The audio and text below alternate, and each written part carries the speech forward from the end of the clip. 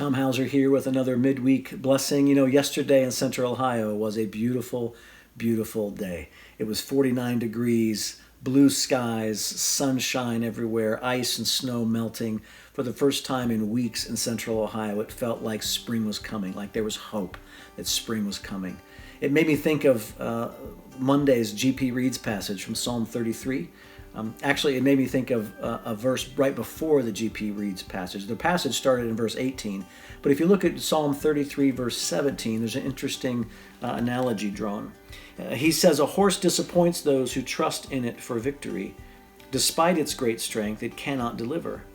A horse disappoints those who trust in it for victory. Despite its great strength, it cannot deliver." I think the psalmist is saying, look, it doesn't make any sense to trust in an animal to bring victory to an army. It just doesn't work that way. Despite this fact that this horse is huge and well-trained and trained to go where its master tells it to go and to fight hard in a battle, a horse can't bring victory. It just doesn't work that way. It can't deliver on that promise.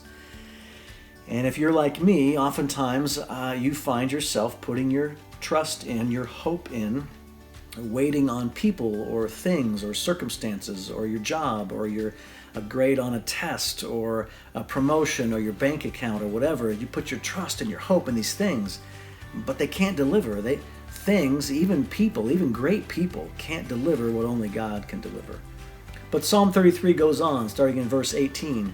It says this, "Look, the Lord takes notice of his loyal followers, those who wait for him to demonstrate his faithfulness by saving their lives from death and sustaining them during times of famine. We wait for the Lord. He is our deliverer and shield. For our hearts rejoice in him, for we trust in his holy name. May we experience your faithfulness, O Lord, for we wait for you." Now, some translations, this passage, instead of saying wait for, it says hope in, to hope in the Lord, to hope in the Lord. And this particular translation, it says to wait for the Lord. To not wait for people, to not wait for circumstance, to not wait for things, but to wait for the only one who is able to save and sustain, the only one who can deliver exactly what we need, exactly when we need it. Maybe not what we want, maybe not when we want it, but that our hope would be placed in the one who can deliver, who can follow through, who can make good on that hope.